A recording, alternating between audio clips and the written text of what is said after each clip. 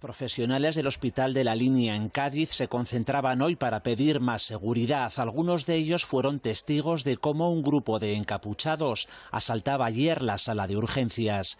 Querían liberar a este hombre, Samuel Crespo, presunto cabecilla de un grupo de narcotraficantes. En el mundo del narcotráfico en el campo de Gibraltar hay nombres que no se olvidan. Uno de ellos es Samuel Crespo, hombre de absoluta confianza de Antonio Tejón, el temido líder de los Castaña. Detenido, fugado y nuevamente capturado, su historia parece escrita para el cine, pero ocurrió en la vida real. Se le buscaba desde el 6 de febrero cuando, con la ayuda de un grupo de encapuchados, logró escapar del Hospital de la Línea en Cádiz. Crespo conocía cada rincón del negocio. Las rutas, los contactos, el blanqueo de capitales y los acuerdos con otras organizaciones criminales. Era tan valioso que cuando cayó en manos de la policía, sus compañeros arriesgaron todo para sacarlo. Y lo consiguieron. Cerca de 20 hombres armados irrumpieron con palos y cuchillos. Los dos agentes que lo custodiaban apenas pudieron resistir. Antes de continuar, suscríbete al canal y deja tu like. Así nos ayudas a seguir contando las historias más ocultas del narcotráfico español. ¿Quieres conocer toda la historia? Vamos allá. Hoy veremos cómo operaba Samuel Crespo, el lugarteniente de los Castaña, su fuga, su caída y su venganza. A comienzos de los 2000, en el campo de Gibraltar, la presión policial sobre el contrabando de tabaco abrió espacio a un negocio aún más rentable: el tráfico de hachís desde Marruecos. En ese contexto surgieron los hermanos Antonio y Francisco Tejón Carrasco, conocidos como los Castaña. Nacidos en la línea de la Concepción, pasaron de pequeños delitos a liderar una de las redes más poderosas de España. Su salto se dio cuando establecieron contacto con proveedores marroquíes, asegurándose un flujo constante de mercancía. Pero su verdadera genialidad fue estratégica. En lugar de competir con las bandas locales, decidieron unificarlas. Reunieron hasta 6 grupos rivales bajo su control, creando una estructura disciplinada y eficaz que eliminó conflictos y atrajo menos atención policial. Sus operaciones eran meticulosas. Lanchas rápidas para mover la droga, vehículos todoterreno para el traslado en tierra y una compleja red de negocios legales para lavar el dinero. Compraban casas, coches de lujo y empresas, disfrazando el origen del capital ilícito. Su influencia cruzó fronteras. Mantenían lazos con mafias marroquíes que proveían el hachís y con la 'ndrangheta italiana que lo distribuía por Europa. En 2016, las autoridades estimaban su fortuna entre 20 y 30 millones de euros, controlando cerca del 70% del hachís que cruzaba el estrecho de Gibraltar. Su estructura era jerárquica.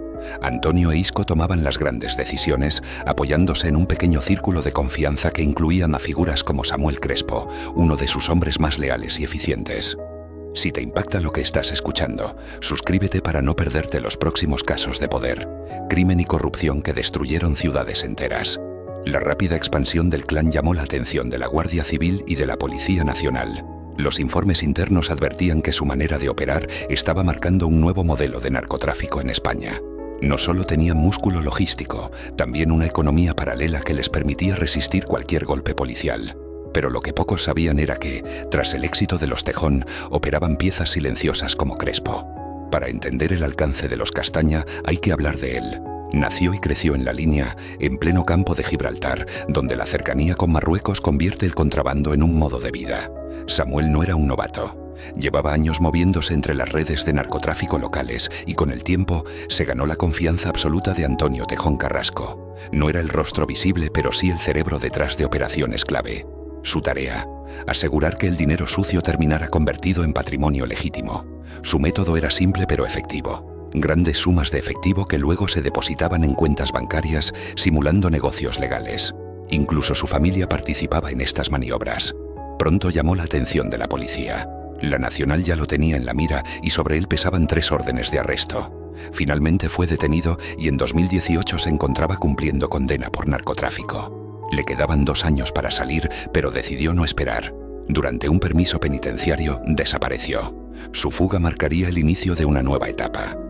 El 6 de febrero de 2018, Samuelito, como lo llamaban algunos, circulaba en moto con una mujer. Al encontrarse con un control policial, aceleró y huyó. La persecución fue breve. Cayó al suelo lesionándose una pierna. Lo arrestaron y trasladaron al Hospital de la Línea bajo custodia. Pero esa noche lo impensable ocurrió. Entre 12 y 20 encapuchados irrumpieron en el centro médico, armados con palos y machetes. Golpearon a los agentes y liberaron a Crespo, que seguía esposado. En segundos, lo sacaron del hospital y lo subieron a varios todoterrenos que esperaban afuera. Solo uno de los asaltantes fue detenido. El resto huyó. Poco después, Samuel cruzó el estrecho en moto de agua, rumbo a Marruecos, donde se escondió durante meses. Las investigaciones apuntaron a que contó con la ayuda de miembros de la 'Ndrangheta italiana, aliados de los Castaña. Si te sorprende la magnitud de este rescate, deja tu comentario y suscríbete. Pronto abordaremos otras fugas que dejaron en evidencia las debilidades de las fuerzas de seguridad. El 27 de mayo de 2018, la Guardia Civil localizó su paradero en una finca rural de Jimena de la Frontera, Cádiz. Estaba con David Amat, alias El Tinte, y varios miembros de la mafia calabresa. Los agentes rodearon el lugar y, en una operación fulminante, lo capturaron. Fue trasladado a la prisión de Murcia II, donde cumpliría una condena de 6 años por narcotráfico. Durante las investigaciones se identificó a varios de los implicados en el asalto al hospital. Sin embargo, las condenas fueron leves. Solo un sobrino suyo fue sentenciado a 2 años y 3 meses por agredir a los policías. El resto fue absuelto o nunca identificado. En noviembre de 2020, Samuel obtuvo el 3er grado penitenciario y comenzó a ir a trabajar como carpintero metálico. Aún así, las autoridades siguieron vigilando sus movimientos por sus posibles vínculos con redes internacionales. La captura de Crespo marcó el fin de una etapa violenta, pero no cerró el capítulo de los Castaña. Recientemente, la Audiencia Provincial de Cádiz dictó sentencia contra él por blanqueo de capitales. Samuel Crespo fue condenado a 3 años y 8 meses de prisión, además de una multa de 750.000 euros. Su pareja recibió 3 años y 4 meses y una multa de 350.000 euros, y el padre de ella la misma pena más 280.000 euros. El tribunal ordenó el decomiso de 2 inmuebles y 4 vehículos, confirmando la investigación de la Policía Nacional y la Fiscalía Antidroga. Con esta condena, se demostró que el lavado de dinero sigue siendo el motor que mantiene vivas a las redes criminales. Pero la historia no termina ahí. En abril de 2023 se celebró el macrojuicio contra el clan de los Castaña en la Audiencia Provincial de Cádiz. 150 personas fueron imputadas, 97 condenadas. Entre ellas, Antonio Tejón, sentenciado a 6 años y medio de prisión por tráfico de drogas y pertenencia a una organización criminal. Pese a ello, está en libertad provisional tras pagar una fianza de 400.000 euros, a la espera de la decisión del Tribunal Superior de Justicia de Andalucía. Su hermano Isco no fue juzgado en ese proceso, pero en enero pasado el Tribunal Supremo ratificó una condena de 3 años por posesión de 5 kilos de hachís. Cumple su pena en Brians 2 y se espera su salida en agosto. Ambos son defendidos por el abogado Gonzalo Boy, conocido por representar a figuras como Carles Puigdemont o Sito Miñanco. Mientras tanto, el narcotráfico sigue respirando en España. En Cádiz, muchos aseguran que el crimen ha penetrado tanto que parece gobernar parte del territorio, superando incluso al propio Estado. Las redes financian negocios, compran voluntades y se entrelazan con la economía local. Las fuerzas de seguridad siguen en lucha constante, pero el crimen organizado ha evolucionado. Ya no son solo alijos y persecuciones en la costa, sino estructuras financieras sofisticadas que operan desde la sombra.